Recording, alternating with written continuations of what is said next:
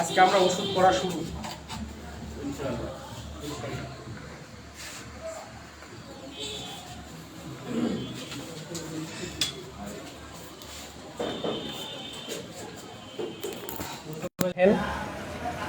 Antipyretic drug, জ্বর নাশক।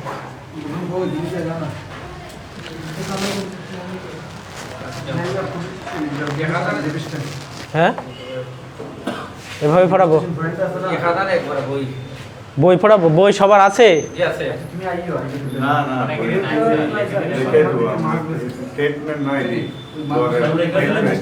না, ওনারা ট্রিটমেন্ট এখন পড়বে না তো, জ্বরের ট্রিটমেন্ট এখন পড়বে ওষুধ, শুধুমাত্র ওষুধ।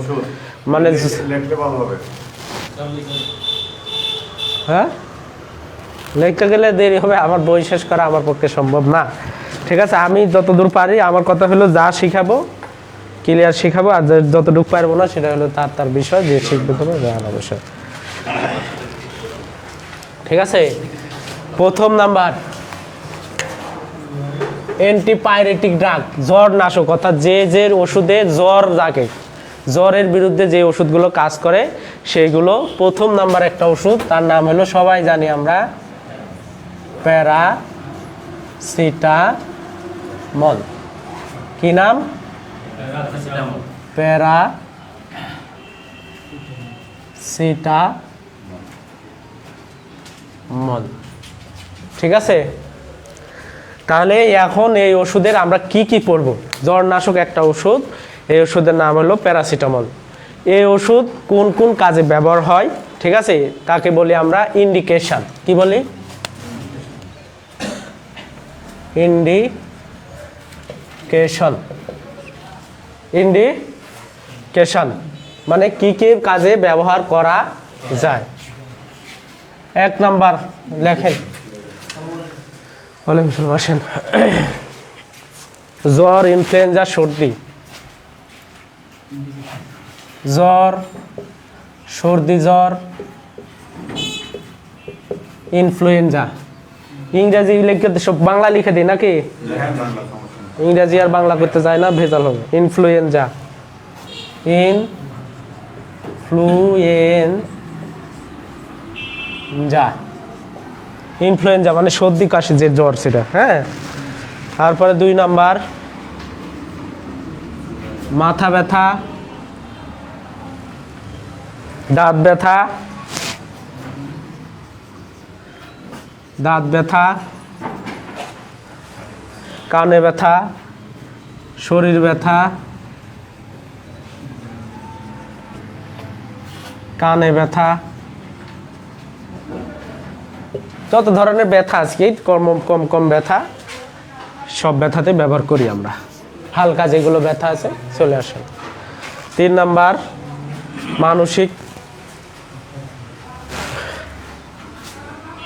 মাসিকের ব্যথা। মাসিকের ব্যথাতেও আমরা প্যারাসিটামল ব্যবহার করে থাকি। মাসিকের ব্যথা। 4 নাম্বার বাচ্চাদের টিকা দেওয়ার পর, টিকা দেওয়ার পর যে ব্যথা,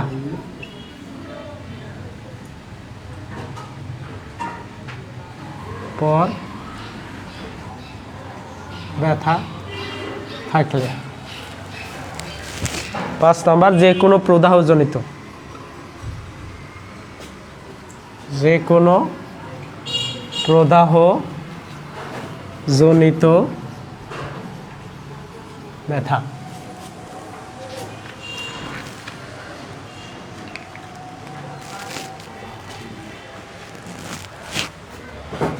ঠিক আছে, এই ইন্ডিকেটর মধ্যে আমরা শুধু প্যারাসিটামল আর কোনো গ্রুপ আছে না? শুধু প্যারাসিটামল। এটা শুধু প্যারাসিটামল। জ্বর নাশক প্যারাসিটামলটা পড়ে অ্যান্টিপাইরেটিক ড্রাগ, এনএসআইডির মধ্যেই পড়ে কিন্তু একে আমরা আলাদা করি অ্যান্টিপাইরেটিক হিসেবে, অর্থাৎ জ্বর হইলে যে ওষুধগুলো খাই তার মধ্যে একটা ওষুধ যেটা সহজে কমন আমাদের প্যারাসিটামল। ঠিক আছে, হ্যাঁ প্যারাসিটামলের নাম আছে, কোম্পানি নাম, সেটা আমি আসতেছি, কোম্পানি নাম আসতেছি। হ্যাঁ প্রিপারেশন মেন নাম, আমি তো এখানে প্রিপারেশন শুধু মেন নামটা দিয়ে দেবো। হ্যাঁ হ্যাঁ ইনফ্লুয়েঞ্জা, যেমন সর্দির সাথে যে কাশি হয় না সিজনাল, যে সেই সর্দি কাশি জ্বর। এই যে আপনাদের বইও লেখা আছে, দেখেন এখানে আপনাদের বই আবার কন্ট্রা ইন্ডিকেশন দেওয়া নাই। হ্যাঁ কন্ট্রা ইন্ডিকেশন দেওয়া নাই, লেখেন। এরপরে শেষ, প্যারাসিটামল আমরা এই কাজে ব্যবহার করি, যে কোনো হালকা ব্যথাতেই আমরা প্যারাসিটামল ব্যবহার করে থাকি। ঠিক আছে, এরপরে আসেন কন্ট্রা ইন্ডিকেশন। কন্ট্রা ইন্ডিকেশন মানে যেসব ক্ষেত্রে দেওয়া যাবে না, যে রোগীদের দেওয়া যাবে না, যে রোগের ক্ষেত্রে দেওয়া যাবে না। এক, লিভার ডিজিজ, লিভার ডিজিজ যেমন জন্ডিস, হেপাটাইটিস বি, এগুলো ক্ষেত্রে। ঠিক আছে, দুই, যেটা আমরা নর্মাল জন্ডিস বলি, এই জন্ডিসেও ব্যবহার করতে পারি না, জন্ডিস। এই দুই রোগীদেরকে দেওয়া যাবে না, দেওয়া যাবে না। কন্ট্রা ইন্ডিকেশন হলো দেওয়া যাবে না, এই রোগীদের ক্ষেত্রে দেওয়া যাবে না। লিভার ডিজিজ,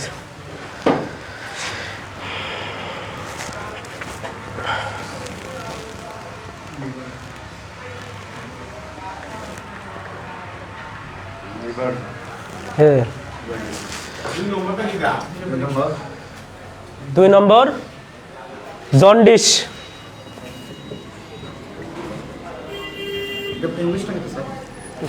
জন্ডিস, জিইউএন, ও জিইউএন হবে, জিএইউএন, জন্ডিস। এরপর আসেন side effect, side effect,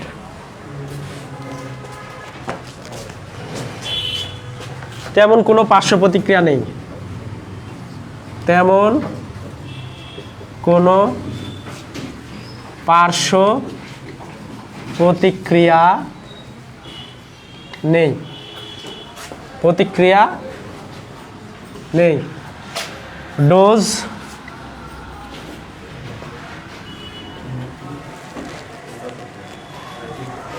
dose বা মাত্রা, অ্যাডাল্ট ক্ষেত্রে 500 mg, 500 mg TDS or QDS অ্যাডাল্টের ক্ষেত্রে।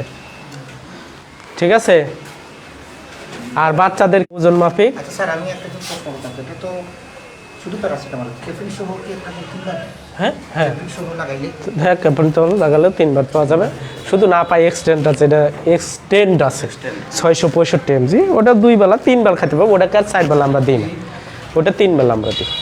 আর প্লেন না পা সহ না পা এক্সট্রা 3 বেলা পর্যন্ত থাকে, আর 4 বেলা শুধু প্লেন প্যারাসিটামল 4 বেলা আপনি দিতে পারবেন। 1000 পর্যন্ত হাইস্ট, কত পর্যন্ত, সরি 4000, 24 ঘন্টা 4000 পর্যন্ত খাইতে পারবে, 4000-এর বেশি যাওয়া যাবে না। হ্যাঁ, অ্যাডাল্ট ডোজ, হ্যাঁ অ্যান্টিপাইরেটিক, হ্যাঁ প্রাপ্তবয়স্ক,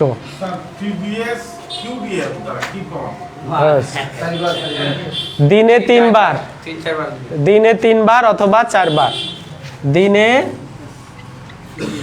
3 বার বা 4 বার। এরা সবাই পারে যে, তাই আসলো। হ্যাঁ, আপনি তো 2 সপ্তাহ ছিলেন না, এটা নিয়ে তো চলতেছে কথা, বুঝলেন নি? ওই যে নোট চলে আইছে, এটা নিয়েই তো, এই জন্যই হাসিছে সবাই, যে বুঝে না। বুঝছেন? সহজ জিনিস বুঝতেছেন না? হ্যাঁ, বই থাকলে আমি পড়াই দিতাম, ভালো হতো। ঠিক আছে, এই গেল অ্যান্টিপাইরেটিক। হ্যাঁ, সবার তো নাই, সবার আছে।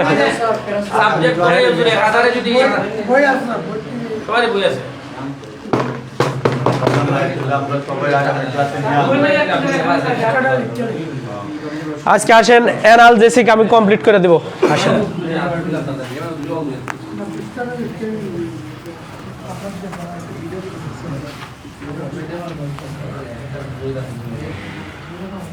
অ্যানালজেসিক বের করেন, অ্যানালজেসিক বের করেন, যারা বইয়ে আছেন তারা অ্যানালজেসিক বের করেন।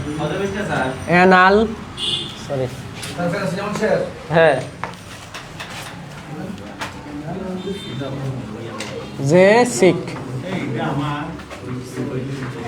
ব্যথানাশক।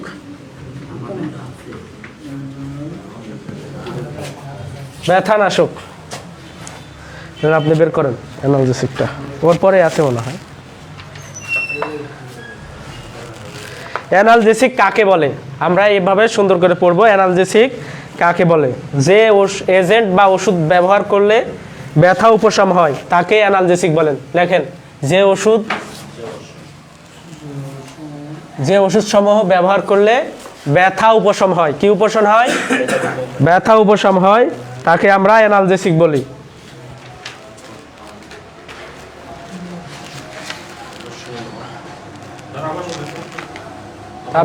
হ্যাঁ, যে ওষুধ সমূহ বা যে এজেন্ট ব্যবহার করলে ব্যথার উপশম হয়, মানে ব্যথা ভালো হয়, সেগুলোকে আমরা বলি। লিখছে না? জি, এই লিখছে।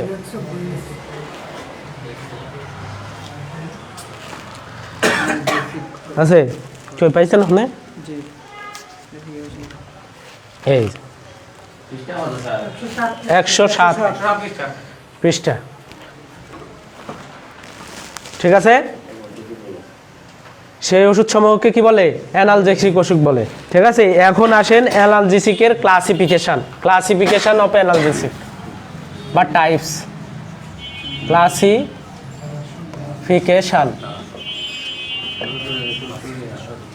Classification of analgesic. ঠিক আছে, দুই ধরনের। প্রথম আসবে narcotic, non narcotic. Narcotic analgesic, narcotic 1 number analgesic.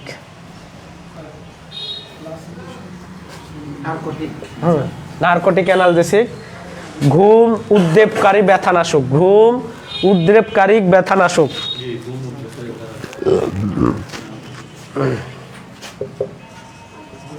ঘুম উদ্রেককারী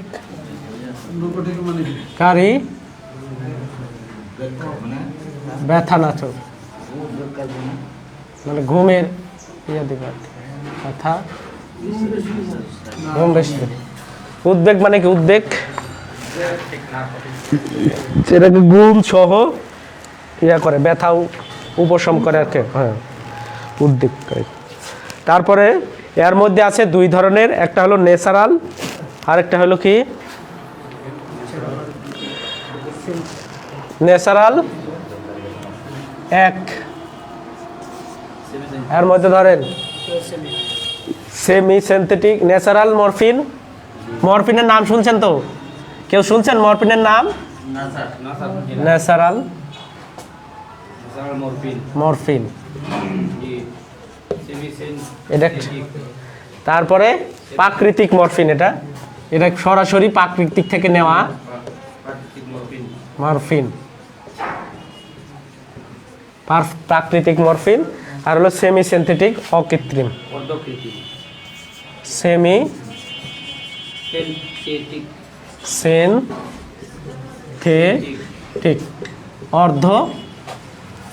অর্ধ কৃত্রিম, মানে অর্ধেক প্রাকৃতিক আর অর্ধেক হলো কৃত্রিম। তার মধ্যে কি কি আছে? ডায়ামরফিন আর হিরোইন। নাম শুনছেন? হিরোইনের নাম শুনছেন না? হ্যাঁ, কি হয় হিরোইন খেলে? হ্যাঁ, মরফিন, এগুলো নেশা জাতীয় ওষুধগুলো, মানে মানুষের যদি যত মনের ব্যথা উদ্যোগ থাকে সব শেষ করে দিবে। মরফিন আর হলো হিরোইন। হিরোইন এটা হলো ন্যাচারাল যে প্রোডাক্টটা আসে, এখান থেকে কিভাবে ক্লাসিফিকেশন হয়ে আপনারা ডাইক্লোফেন পাইছেন, ক্লোফেনাক পাইছেন, এসিক্লোফেনাক পাইছেন, এরই বিস্তারিত আলোচনা। ঠিক আছে, আসেন আমি আপনাদেরকে শুধু বুঝিয়ে দেবো। এরপর হলো সিনথেটিক, মানে সরাসরি কৃত্রিম। এটা হলো কৃত্রিম, প্রাকৃতিক আসল আসছিল প্রাকৃতিক মরফিন থেকে, মরফিন নামে গাছ থেকে। এরপর হলো সেমি সিনথেটিক, অর্ধ কৃত্রিম, মানে অর্ধেক কৃত্রিম নিচে আর অর্ধেক হলো প্রাকৃতিক, ওই মরফিনের কিছু অংশ নিয়ে অর্ধেক প্রাকৃতিক কৃত্রিম কিছু রিয়েজেন্ট মিলে এই ওষুধগুলো তৈরি করছে। একটা প্রাকৃতিক গাছ থেকে এই ইয়াটা নেওয়া, এটা দেশ বাইরে যেটা প্রথম হয়েছে, প্রথম ওইখান থেকে এই যে এই ওষুধটা দেওয়ার পরে ব্যথা, মানুষের যে কোনো ব্যথা, আর এটা তো আসলে একটা মানুষের জীবন কালে ভুলে দেয় এরা। ঠিক আছে, এখান থেকে ওষুধটা হয়েছে।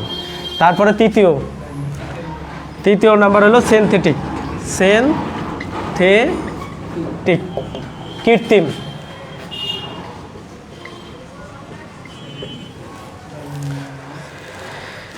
এবার আসেন দেখেন প্যাথেডিন, যেটা আমরা সহজে সংক্ষেপে আগে পেয়ে গেছি, প্যাথেডিন। প্যাথেডিন আর হলো পেন্টাজোনিক, এটা আমাদের ব্যবহার হয় না এখন, আমাদের প্যাথেডিনটা এখন সবচেয়ে ব্যবহার হয়, ওখান থেকে আমরা পাইছি।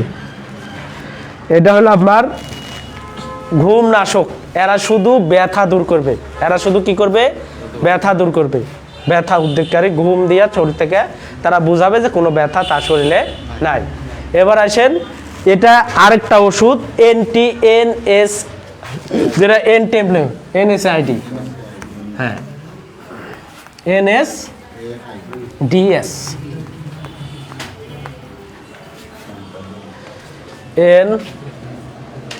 দুই নাম্বার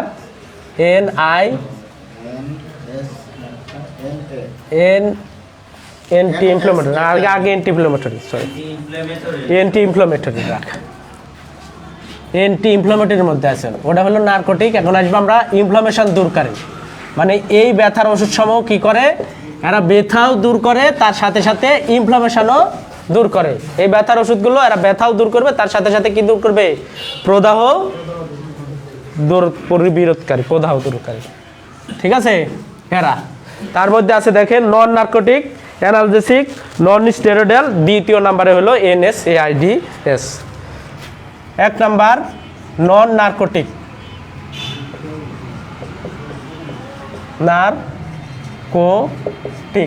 নন নার্কোটিক অ্যানালজেসিক,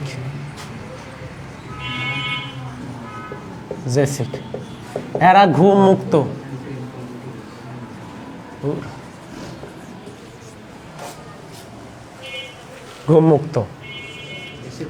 আর আগের প্রথমটা ছিল ঘুমযুক্ত, ঘুমের উদ্রেক সহ ব্যথাগুলো দূর করে, আর এরা ঘুম দিবে না, ব্যথা দূর হয়ে যাবে ঘুম মুক্ত ছাড়া। তার মধ্যে আছে প্যারাসিটামল, প্যারাসিটামল খাইলে কারো ঘুম হবে না, প্যারাসিটামল। তারপরে আছে ফেনিসিটিজিন, ফেনাসিটিন, এগুলো হলো ঘুম মুক্ত। আর আমরা এখন সবচেয়ে বেশি ব্যবহার করি সেটার নাম হলো নন স্টেরয়েডাল, ওই যে NSAID, স্টেরয়েডাল অ্যান্টি ইনফ্লামেটরি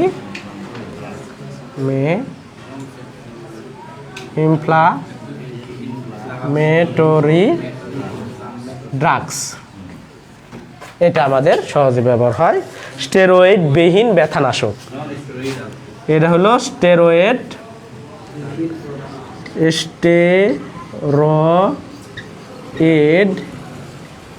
বিহীন ব্যথানাশক। ওই যে মরফিন, ওই মরফিন, এগুলো হলো স্টেরয়েড জাতীয়। মরফিন যে ঘুমের উদ্যোগ করে ওইগুলো মরফিন, পেথেডিন, এগুলো স্টেরয়েড জাতীয় ব্যথার ওষুধ। আর এইগুলোতে সেই ওষুধগুলো non steroidal but anti inflammatory. Blood কি অ্যান্টি ইনফ্লামেটরি, প্রদাহ রোধী এই ওষুধসমূহ। কি কি আছে এর মধ্যে আমরা স্টেরয়েড আমরা আসবো। স্টেরয়েড কি? হ্যাঁ, স্টেরয়েড কি? স্টেরয়েড আছে দেখেন তো বইয়ে কত পৃষ্ঠায়? হ্যাঁ হ্যাঁ, ক্রিমে থাকে সব থেকে 241। আচ্ছা, আপনাদের বইয়ে কি লেখা আছে আমি বলে দিতেছি।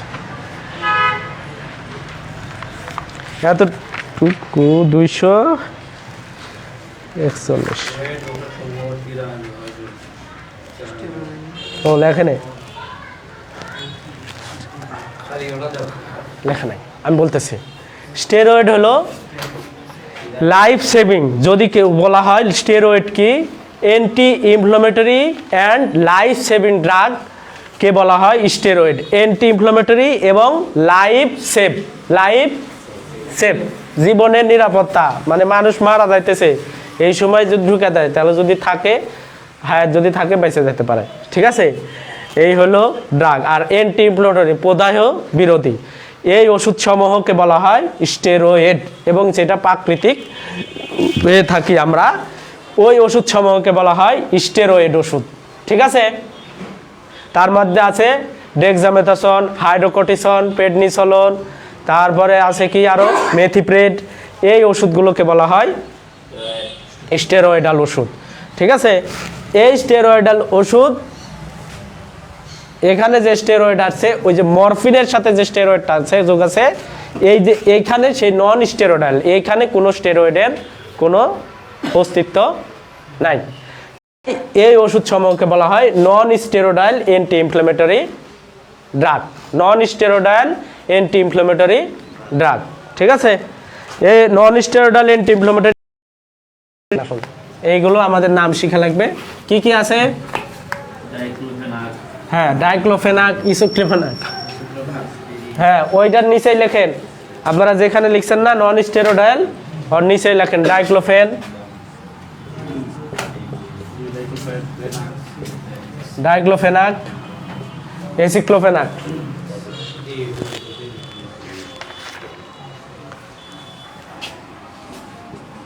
Aceclofenac, এন্ডোমেথাসিন,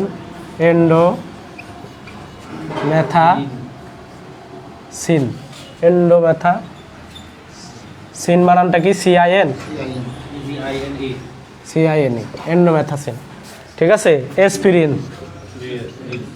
aspirin non steroidal. তারপরে আইবুপ্রোফেন, তারপরে আছে কিটোপ্রোফেন, দিচ্ছি প্রোফেন।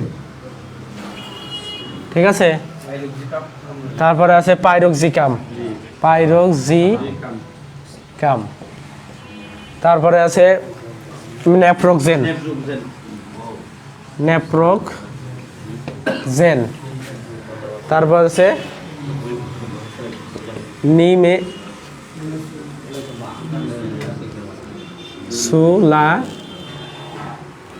নিমেসুলাইট। এরও ব্যবহার হয় কম, আমরা এখান থেকে কম ব্যবহার করি আর কি। ডাইক্লোফেন নাম কি উচ্চারণ করতে পারবেন? ক্লোফেনাক। লিখে নিয়ে নামগুলো উচ্চারণ করা শিখা লাগবে, জানা লাগবে। ঠিক আছে, এসিক্লোফেনাক একই গ্রুপের, এসিক্লোফেনাক। তারপরে আছে এন্ডোমেথাসিন,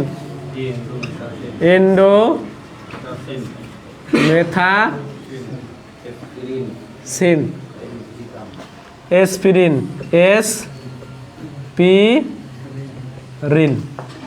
তারপরে আছে আইবুপ্রোফেন,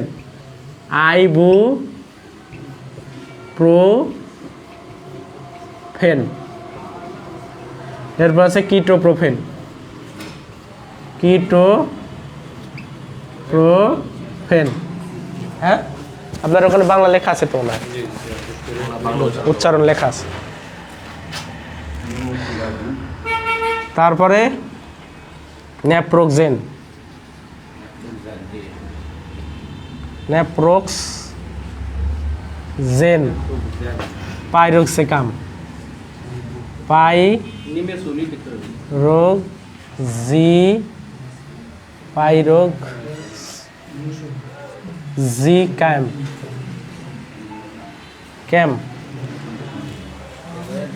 আর লিমেসুলাইট, লিমেসুলাইট।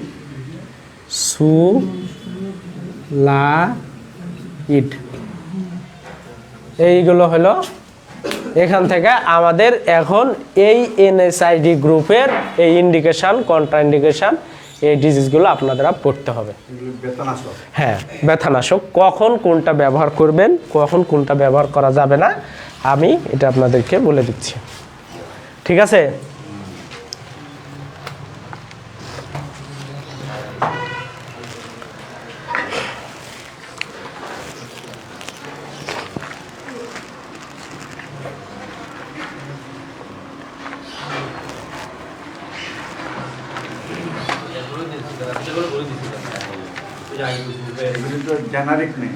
হ্যাঁ, এগুলো সব জেনেরিক নেম। এগুলো কি নেম? Generic name.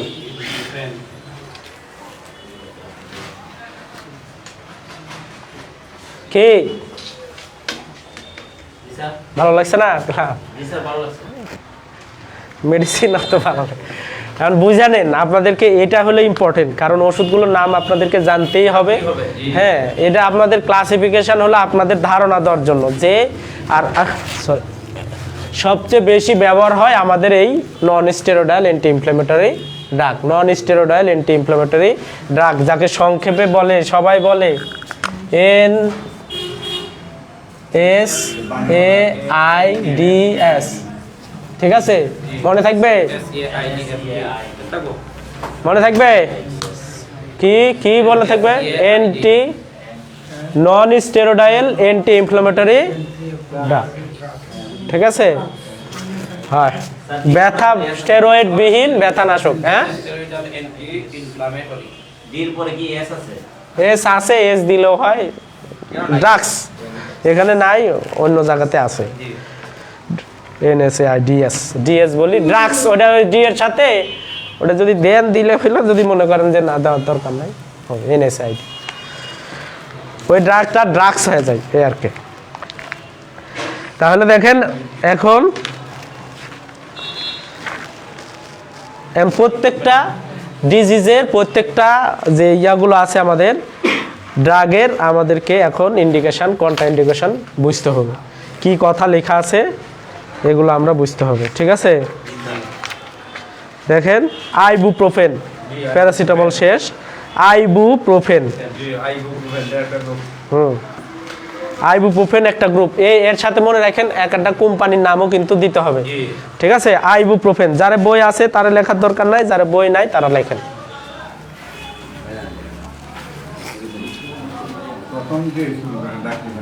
হ্যাঁ, ওটা হলো যে প্যারাসিটামলের সাথে আর মিল আছে, এই জন্য। প্যারাসিটামল কি কার মধ্যে? ব্যথানাশকের মধ্যে আসলো না? নন নার্কোটিক ওটা কিন্তু। হ্যাঁ হ্যাঁ, সেটাই তো, কিন্তু তারা তো বই নিয়ে আসেন।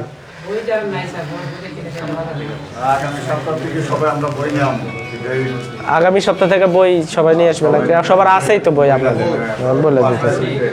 আমি শুধু এখান থেকে বুঝিয়ে দেবো আপনাদের। রিউমেটয়েড আর্থ্রাইটিস, প্রথমে আপনার বইয়ের প্রথমে লেখা আছে রিউমেটয়েড আর্থ্রাইটিস, অস্টিও আর্থ্রাইটিস। ঠিক আছে? আর আছে? আর কিছু নাই? আচ্ছা, আমি লিখে দিতেছি, আপনারা যারা আইবুপ্রোফেন লেখেন। এখানে তো বাংলা নাই আর কি।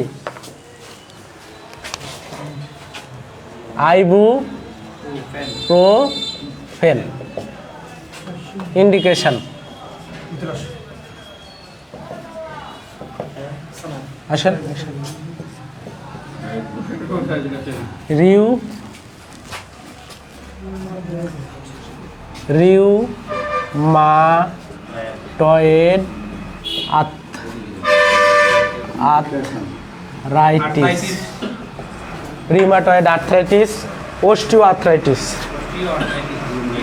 অস্টিও কি লেখা আছে অস্টিও আর্থ্রাইটিস ঠিক আছে প্রথম ইন্ডিকেশন এর বাংলা কি হাড়ের জোড়ার প্রদাহ প্রথম হাড়ের জোড়ার প্রদাহ আর অস্টিও আর্থ্রাইটিস হাড়ের প্রদাহ হাড়ের জোড়ায় প্রদাহ হাড়ের জোড়ায় প্রদাহ আর হইল কি হাড়ে প্রদাহ অস্টিও আর্থ্রাইটিস মানে কি হাড়ে প্রদাহ বুঝছেন যদি অ্যানাটমি আগে পড়াইতাম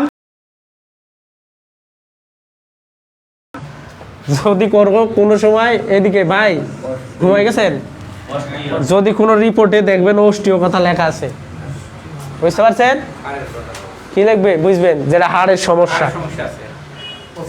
হ্যাঁ অস্টিও কারণ বোন সেল 3টা সেল আছে অস্টিওব্লাস্ট অস্টিওক্লাস্ট অস্টিওসাইট অর্থাৎ অস্টিও কথা থাকে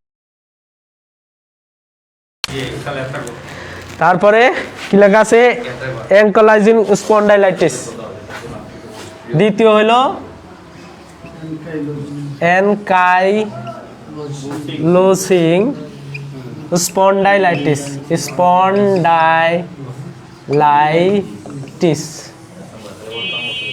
এনকোলাইজিং স্পন্ডাইলাইটিস ঠিক আছে সুষমা কাণ্ডে প্রদাহ যেটাকে আমরা ঘাড়ের মেরুদণ্ড আছে না মেরুদণ্ডে প্রদাহ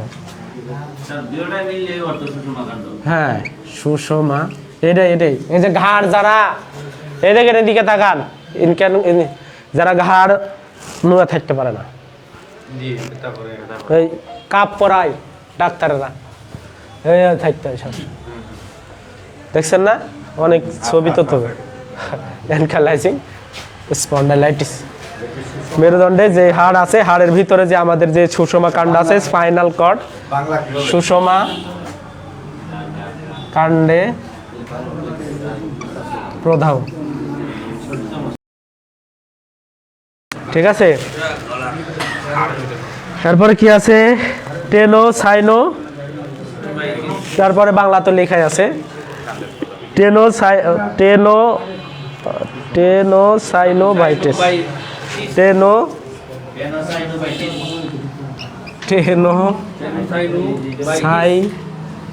টেনোসাইডো হবে যত সম্ভব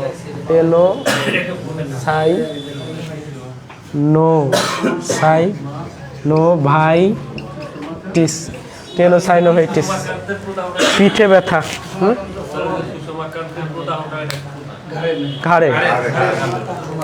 ঘাড়ে আমাদের ব্রেন আছে ব্রেনের সাথে একটা তার আছে মেরুদণ্ডের ভিতর দিয়ে একটা সুষমা কাণ্ড যাকে বলা হয় স্পাইনাল কর্ড যাকে বলা হয় কি ওই স্পাইনাল কর্ডে যদি প্রদাহ যেতে থাকে তাকে সুষমা কাণ্ড প্রদাহ বলে এরপরে দেখেন টেনোসাইনোভাইটিস বা পিঠে ব্যথা পিঠের নিচের দিকে ব্যথা ঠিক আছে এরপরে লিখছে ডিসমেনোরিয়া কি লিখছে ডিসমেনোরিয়া মানে কি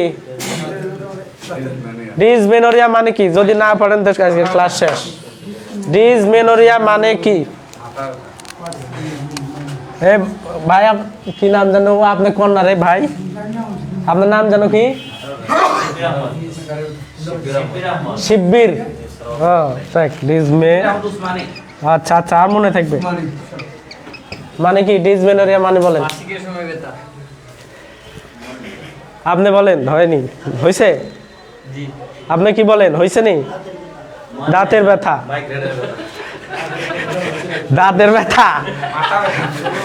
কে বলছে তুমি বলছো আপনি কি বলছেন ডিসমেনোরিয়া মানে আরে বাহ তাহলে হেডেক মানে কি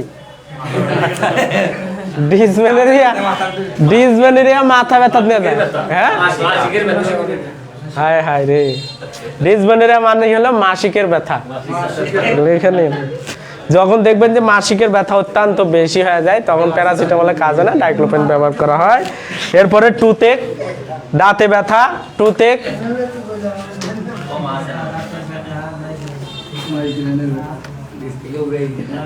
মাসিকের পেন উইথ মেনস্ট্রুয়েশন তাকে বলা হয় ডিসমেনরিয়া। ঠিক আছে, টুথেক, টুথেক, মাইগ্রেন,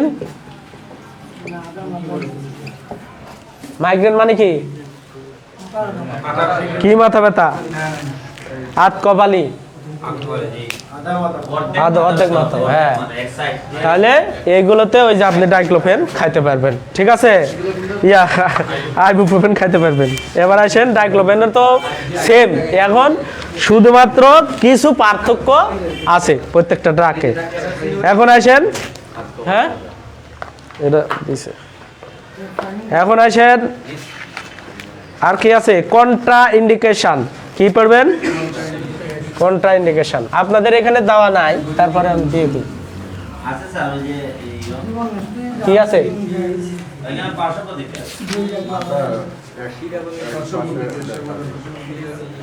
ও পার্শ্ব প্রতিক্রিয়া দিয়ে দিছে, সাইড ইফেক্ট,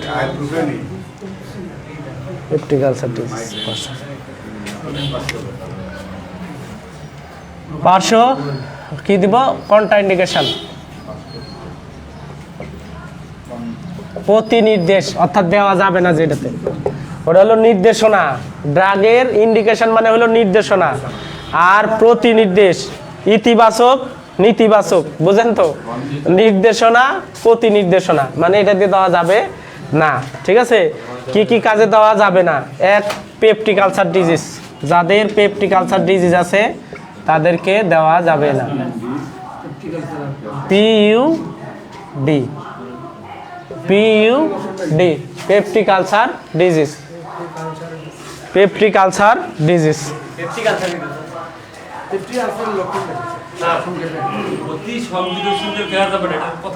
ওই আসতেছি, এরপরে আসতেছে সাইড ইফেক্ট, তারপরে যাইতেছে অতি সংবেদনতা। সাইড ইফেক্ট আসতেছে, ওই তো পড়া হয়ে গেছে। অতি সংবেদনশীলতা আসতেছি, অতি সংবেদনশীলতা। সাইড ইফেক্ট কি কি আছে? ও ইয়াতে দিছে না তো। কন্ট্রা ইন্ডিকেশনে side effect, side effect ulcer, dyspepsia, intestinal, PUD. এখানে আরো কিছু ডিজিজ হবে, কিডনি ডিজিজ, সরি কিডনি ডিজিজে এনএসএআইডি গ্রুপের ওষুধ চলে না, কিডনি ডিজিজ। ঠিক আছে, এরপরে পেপটিক আলসার ডিজিজে বলবো, কিডনি ডিজিজ। এরপরে hyper sensitivity reaction, hyper sensitivity, hyper sensitivity অতি সংবেদনশীলতা কি, তাই না? পেপটিক, এটা কি জানেন? পেপটিক আলসার ডিজিজ কি?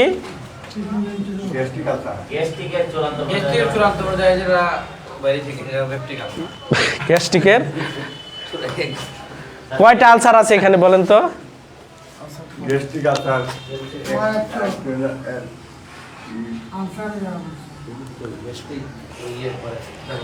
বুঝছেন?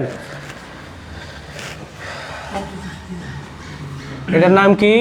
স্টমাক। আর এটার নাম কি? ডিওডেনাম। ঠিক আছে, এটার মেডিকেল নাম হলো গ্যাস্ট্রিক।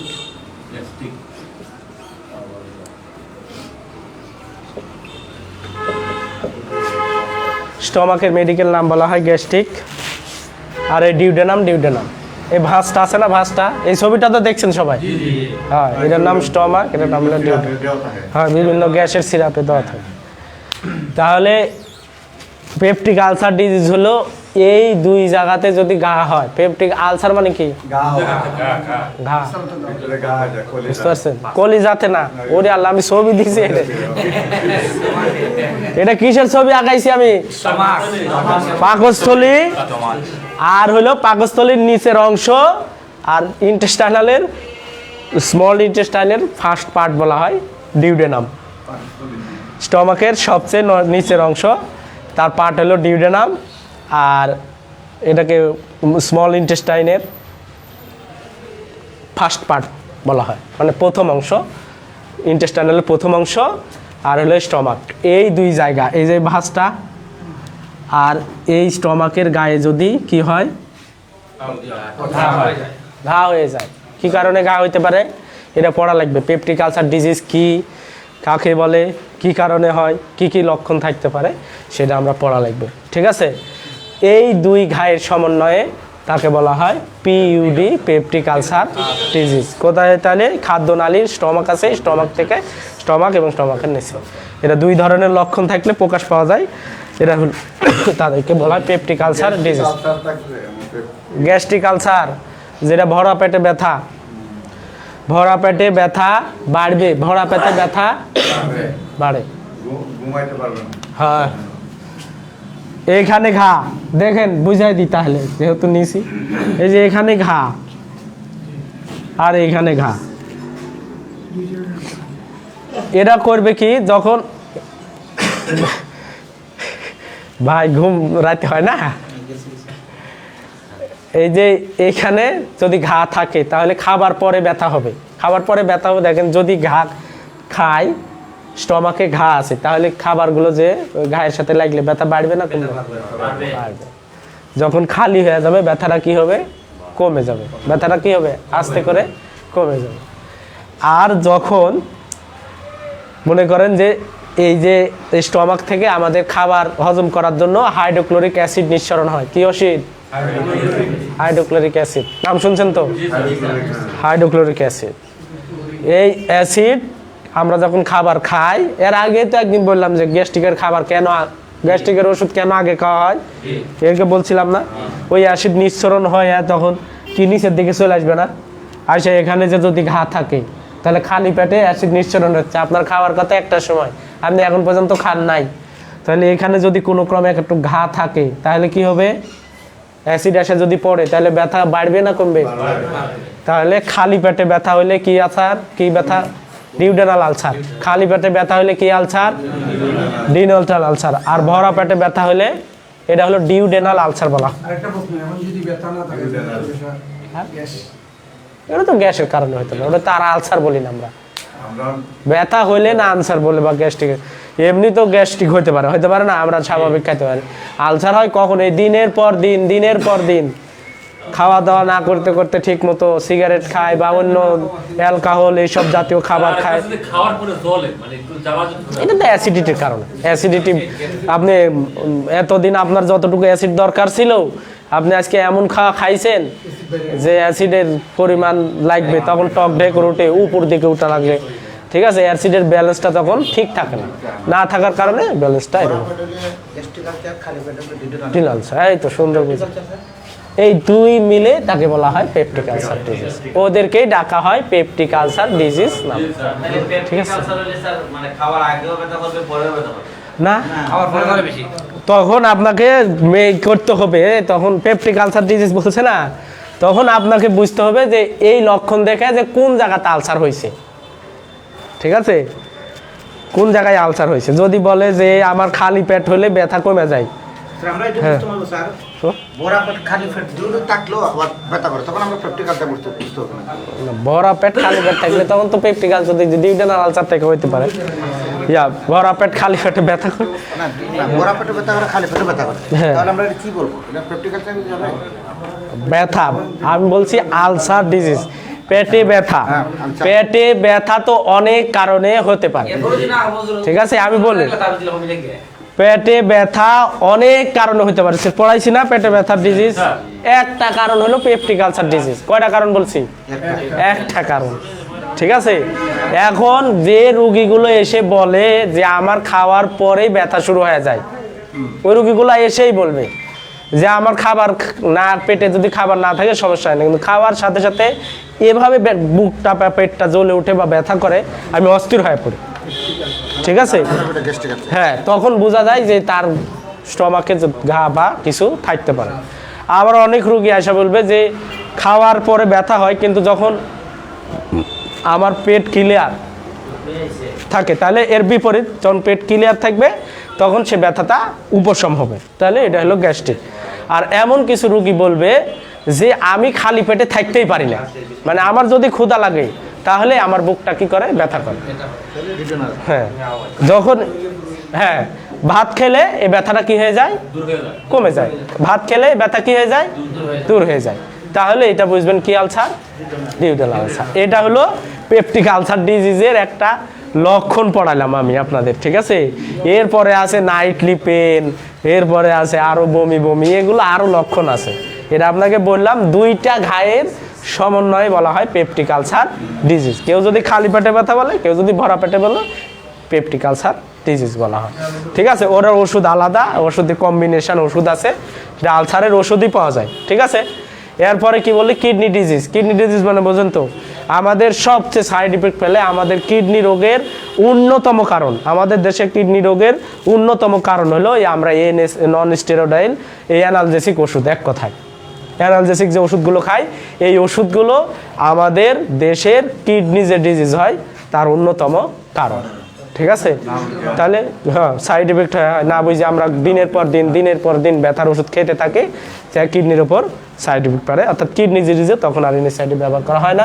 হাইপার সেন্সিটিভিটি রিঅ্যাকশন বা হাইপার সেন্সিটিভিটি, সেটাকে বলা অতি সংবেদনশীলতা। অতি সংবেদনশীলতা মানে কি, পড়াইছি গত ক্লাসে, বলছিলাম যে ওষুধ খাইছে, বলেন মানে কোনো পরিবর্তন আসছে শরীরে, হঠাৎ তার শরীরের মধ্যে কোনো পরিবর্তন চলে আসছে।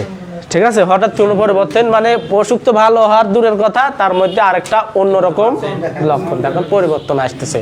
হয় শরীরে অ্যালার্জি চুলকাইতেছে, চাকা চাকা হয়ে গেছে বা শ্বাসকষ্ট শুরু হয়েছে। এই রোগ, যেই ওষুধ যার খাওয়ার পরে, যেমন অনেকের গ্যাসের ওষুধ, কোনো গ্যাসের ওষুধ খেলে হয়, অনেকের ব্যথার ওষুধ খেলে হয়, অনেকের বিভিন্ন ধরনের ওষুধের সংবেদনশীলতা থাকতে পারে।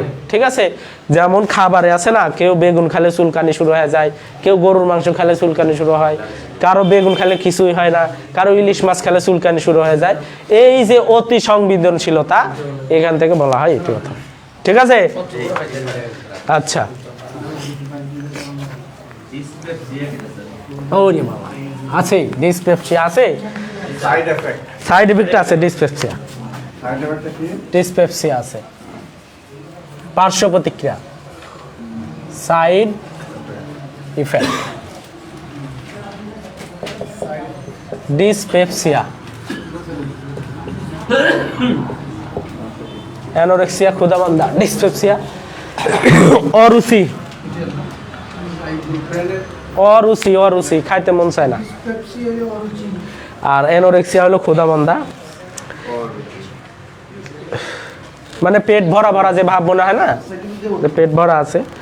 ইন্টেস্টাইনাল হ্যামোরেজ হতে পারে, স্কিন র্যাশ,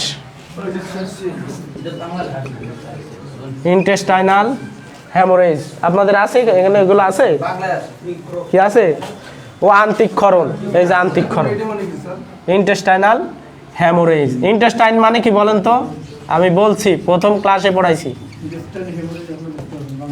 ইন্টেস্টাইন মানে কি মনে আছে, পেটের মধ্যে কি আছে, নাড়ি আছে, নাড়ি, ওই নাড়িগুলোকে বলা হয় ইন্টেস্টাইন। কি বলা হয়, ইন্টেস্টাইন। কয় ধরনের নাড়ি আছে, দুই ধরনের। কি কি,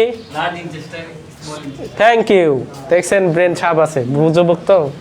লার্জ ইন্টেস্টাইন, স্মল ইন্টেস্টাইন, এই ইন্টেস্টাইনে হ্যামোরেজ হতে পারে, তাই বলা হয় আন্তিক রক্তক্ষরণ হতে পারে।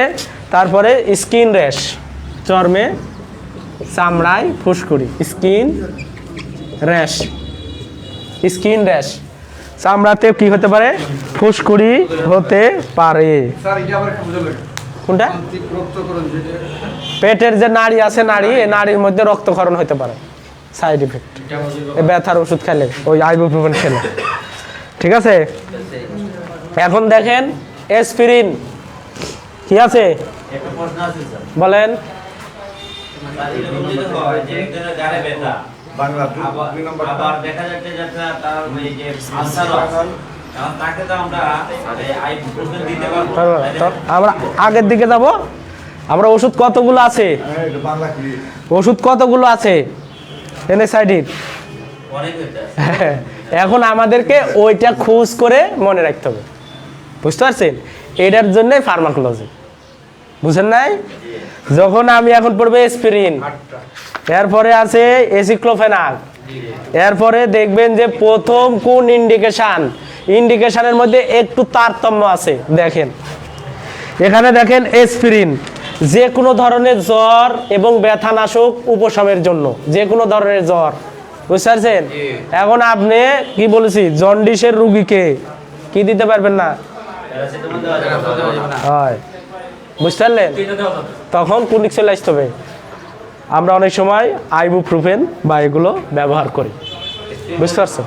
এসপিরিন বিভিন্ন ধরনের আর্থ্রাইটিস, স্পন্ডাইলাইটিস, পেশি ব্যথা, দাঁত ব্যথা, হৃদরোগের রক্তনালীর জমাট বন্ধ করার লক্ষ্যে।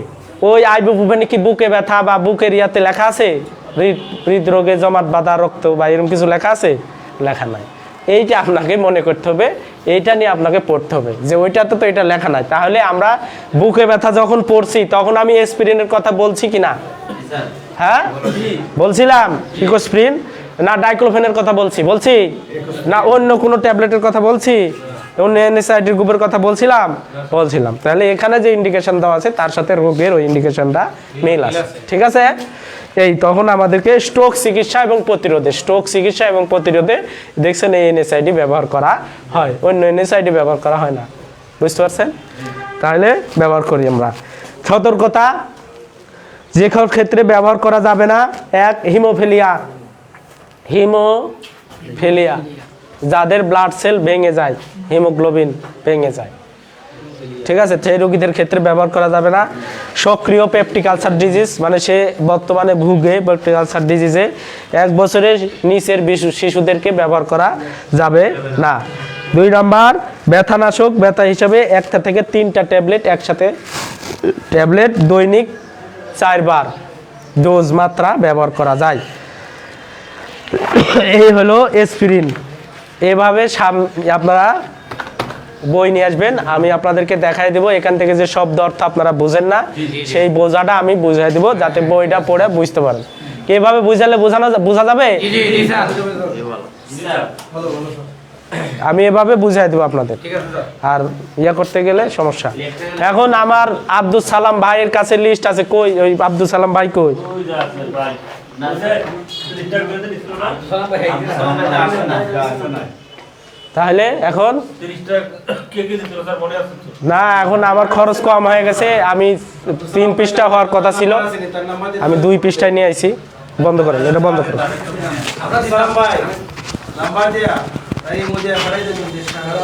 হ্যাঁ আমি আপনাদেরকে বলি, এটা বন্ধ করেন, এটা ক্লিক করেন, এটা টাপ করেন, ক্লিক করেন, বন্ধ করেন। বন্ধ হচ্ছে না? দেখুন না